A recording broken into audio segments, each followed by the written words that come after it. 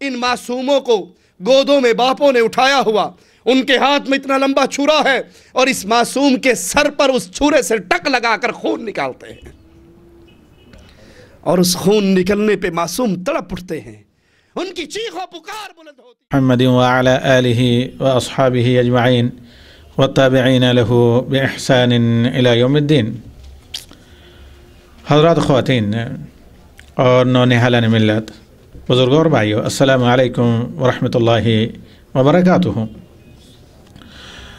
آج اس شب میں ہمارے مہمان شیخ توصیف الرحمن راشدی یحفظہ اللہ ہیں، اور موضوع خطاب موقع اور محل کی مناسبت سے ماہ محرم اور موجودہ مسلمان، اور یہ یقیناً قدرے ان موضوعات سے مختلف رہے گا جو اس سے پہلے آپ سن چکے ہیں۔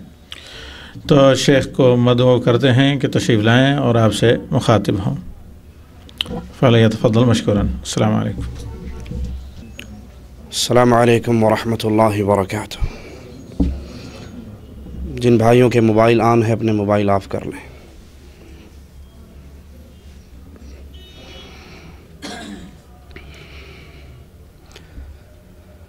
ان الحمد للہ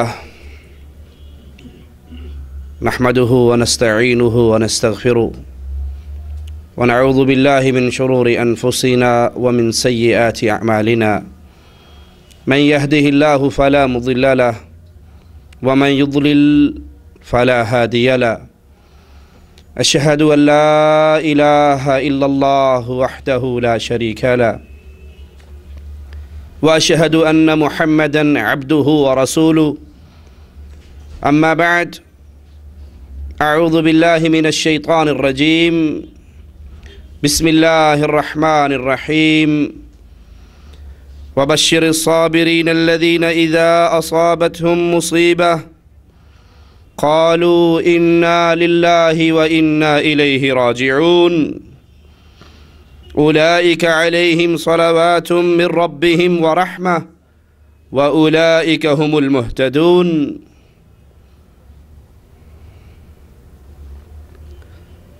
ماہ محرم وہ عظیم اور برکتوں والا مہینہ ہے جس مہینے کے بارے میں امام الانبیاء، امام کائنات محمد الرسول اللہ صلی اللہ علیہ وسلم سے جب سائل نے سوال کیا، اے اللہ کے حبیب علیہ الصلاۃ والسلام، رمضان کے بعد کس مہینے کے روزے اللہ کو بہت پسند ہیں، زیادہ عظمت اور فضیلت والے ہیں؟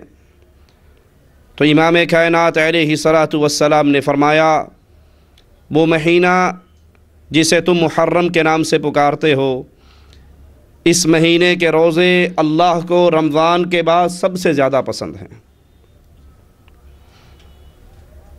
اللہ کے نبی علیہ الصلاۃ والسلام نے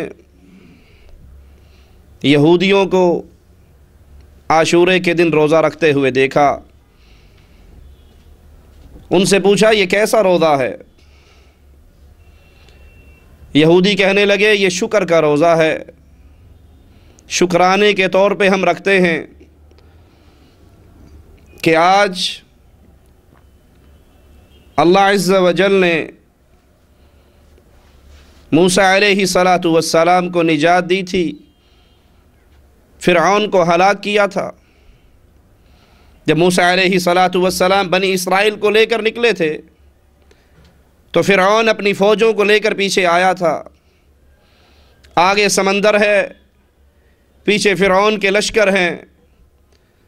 کلیم اللہ کے ساتھیوں نے کہا تھا موسیٰ علیہ الصلاۃ والسلام ہم پکڑے گئے، آگے سمندر ہے، کہیں بھاگ نہیں سکتے، پیچھے فرعون کی فوجیں ہیں، اب ہمارا کیا بنے گا؟ لیکن یاد کر لیجئے، اللہ اپنے اولیاء کو چھوڑا نہیں کرتا، تنہا نہیں رہنے دیتا، مالک اہل ایمان کی مدد کیا کرتا ہے۔ کلیم اللہ کہنے لگے کلا، ہرگز نہیں، اللہ میرے ساتھ ہے اور وہ اللہ میری ضرور مدد کرے گا۔ مالک نے فرمایا موسیٰ علیہ الصلاۃ والسلام اپنی لاٹھی کو، اپنے عصا کو سمندر پہ مارو تمہارے سامنے راستے واضح ہو جائیں گے۔ موسیٰ علیہ السلام نے جب لاٹھی ماری، سمندر کی لہریں، سمندر کی موجیں پہاڑوں کی طرح تھم گئیں، راستے بن گئے، بنی اسرائیل گزر گئی۔ فرعون کھڑا دیکھ رہا ہے، اور جب بنی اسرائیل کا آخری آدمی بھی باہر نکل جاتا ہے، پار کر جاتا ہے، اور یہ سمندر اللہ کی حکمت، موسیٰ علیہ السلام نے پار ہوتے ہی چاہا کہ اپنی اس لاٹھی کو دوبارہ مارے تاکہ یہ پانی پھر برابر ہو جائے۔ جس طرح ہم نکلے ہیں، کہیں فرعون اپنی فوجوں کو لے کر ہمارے پیچھے اس سمندر میں داخل نہ ہو، لیکن رب کی حکمتوں کو رب ہی جانتا ہے۔ مالک نے کہا موسیٰ اس کو ویسے ہی رہنے دے، اس پہ عصا نہ مارو، اس کو چھوڑ دو۔ فرعون دیکھ رہا ہے بنی اسرائیل موسیٰ علیہ السلام کے ساتھ نکل گئی، اور یہ سمندر کے راستے ویسے ہی خشک ہیں، یہ موجیں ویسے ہی پہاڑوں کی صورت میں جمی ہوئی ہیں۔ وہ سوچنے لگا اگر یہ صرف موسیٰ علیہ السلام کے لیے راستہ بنا ہوتا تو اب ان کے باہر جانے کے بعد اس کو دوبارہ مل جانا چاہیے تھا۔ راستہ ویسے ہی ہے تو میرے لیے بھی موقع ہے کہ میں بھی پیچھے چلا جاؤں۔ فرعون نے قدم رکھے، فرعون کی فوجوں کا آخری سپاہی سمندر کی لہروں کے درمیان پہنچتا ہے۔ جس اللہ کے حکم سے یہ پانی رکا تھا، اس اللہ کے حکم سے پانی پھر جاری ہو جاتا ہے۔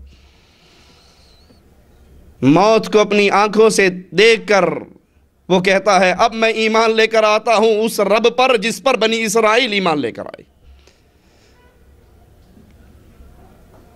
یہودیوں نے کہا کہ آج موسیٰ علیہ السلام کی نجات کا دن ہے، فرعون کی ہلاکت کا دن ہے، ہم شکرانے کے طور پہ یہ روزہ رکھتے ہیں۔ امام الانبیاء، امام کائنات فرمانے لگے میں زیادہ حقدار ہوں، میں زیادہ حقدار ہوں کہ موسیٰ علیہ السلام کی نجات پر شکرانے کے طور پہ میں بھی روزہ رکھوں، تم سے زیادہ میرا حق ہے۔ امام کائنات نے روزہ رکھا اور پھر کہا اگر اگلے سال زندہ رہا تو اگلے سال میں 9 تاریخ کا روزہ بھی رکھوں گا، 10 کا روزہ شکرانے کے طور پہ، 9 کا روزہ یہودیوں کی دشمنی اور مخالفت کے طور پہ کہ ان سے بھی مخالفت ہو جائے۔ یہ دین اسلام، یہ دین ایمان، یہ شریعت محمدی اتنی باغیرت ہے، اتنی باغیرت ہے کہ جن پر اللہ کی لعنت اور عذاب کا کوڑا برستا ہے ان کے ساتھ روزوں کے اندر بھی مشابہت کی اجازت نہیں دیتی۔ اللہ کے لیے سوچئے، اللہ کے لیے غور کیجئے، اور مالک سے دعا ہے سب سے پہلے رب کہنے والے کو سوچنے کی توفیق عطا فرمائے۔ ہماری زندگی میں کتنے ہی ایسے اعمال ہیں جو ہم شریعت اسلامیہ کو چھوڑ کر یہود و نصارہ کے راستے پہ چلتے ہوئے کرتے ہیں۔ نیو ایئر نائٹ منانے والوں، لاہور کے ہوٹلوں کی چھتیں بک کرانے والوں، کراچی کے سمندروں میں بحری جہازوں میں اتر کر بدماشی اور عیاشی کے لیے دسمبر کی آخری رات 12 بجنے کا انتظار کرنے والوں اور 12 بجنے کے بعد بدماشی اور عیاشی کے اعمال کرنے والوں، یہ تو دین محمد ہے جس کا تم نام لیتے ہو علیہ السلام۔ اس دین والے نے جو اس شریعت کو لے کر آیا تھا اس نے تو یہاں تک کہا تھا اگلے سال زندہ رہا تو میں 9 کا روزہ رکھوں گا تاکہ یہودیوں کی مخالفت بھی ہو جائے۔ یہ نیو ایئر نائٹ منانا امام الانبیاء کا طریقہ نہیں ہے۔ اس سال کے آغاز پر ایک دوسرے کو مبارکبادیں دینا، کارڈ بھیجنا، دعوتیں کرنا، اس کی تعلیم اسلام نے نہیں دی ہے۔ اور تم سال بھی ہجری سال نہیں مناتے جو مسلمانوں کا سال ہے، تم سال بھی مناتے ہو، تاریخیں بھی یاد رکھتے ہو تو کفار کی بنائی ہوئی تاریخیں۔ جب سال کے آغاز کا وقت آیا، سیدنا فاروق اعظم نے تمام تاریخیں جو اس وقت میں رائج تھی ان کو ٹھوکر مارتے ہوئے امام الانبیاء کی ہجرت سے مسلمانوں کی تاریخ کا آغاز کیا۔ کہا اگلے سال زندہ رہا تو 9 کا روزہ بھی رکھوں گا تاکہ یہودیوں کی مخالفت ہو جائے۔ کتنے ہی مسئلے ہیں جس پر امام الانبیاء نے یہود و نصارہ کی مخالفت کا ہمیں درس دیا ہے۔ اپنے چہرے پہ ہاتھ پھیریے اور یاد کیجئے کہ امام الانبیاء کا یہ فرمان نہیں ہے یہودیوں کی مخالفت کرو، عیسائیوں کی مخالفت کرو، مجوسیوں کی مخالفت کرو۔ وہ داڑھیوں کو شیو کرتے تھے، مونچھوں کو بڑھاتے تھے، تم مونچھوں کو پس کرو اور داڑھیوں کو معاف کرو۔ کیا یہ فرمان محمد نہیں ہے صلی اللہ علیہ وسلم؟ سائل کہتا ہے امام الانبیاء اس عاشورے کے روزے سے ملتا کیا ہے؟ اجر کیا ہے؟ فرمایا مجھے اللہ پر امید ہے، ایک روزہ عاشورے کا یہ روزہ جو ایمان کی حالت میں یہ روزہ رکھے گا، ایک روزے کی وجہ سے اللہ اس کی زندگی کے پچھلے سال کے گناہوں کو معاف کر دے گا۔ پچھلا 1 سال اس ایک روزے کی وجہ سے ان گناہوں کا کفارہ بن جائے گا۔ یہ امام الانبیاء امام اعظم محمد کریم صلی اللہ علیہ وسلم کا فرمان ہے۔ یہ ماہ محرم یہ وہ عظیم مہینہ ہے جو حرمت والا مہینہ ہے، جس کا احترام اسلام سے پہلے بھی کیا جاتا تھا۔ حرمت والے 4 مہینے رجب، ذوالقعدہ، ذوالحجہ اور محرم، یہ 4 مہینے حرمت والے مہینے ہیں، عزت والے مہینے ہیں، عظمت والے مہینے ہیں، پاکیزگی والے مہینے ہیں۔ لیکن افسوس آج ہمارے معاشرے میں، ہمارے ملکوں میں، ہماری گلی محلوں میں جب یہ محرم کا مہینہ آتا ہے، جس کی عزت، جس کی عصمت، جس کی عظمت کے قائل کفار مکہ بھی تھے، ہمارے ملکوں میں اس محرم کے مہینے کی ابتدا سے ہی جسموں کے اوپر کالے لباس، گلیوں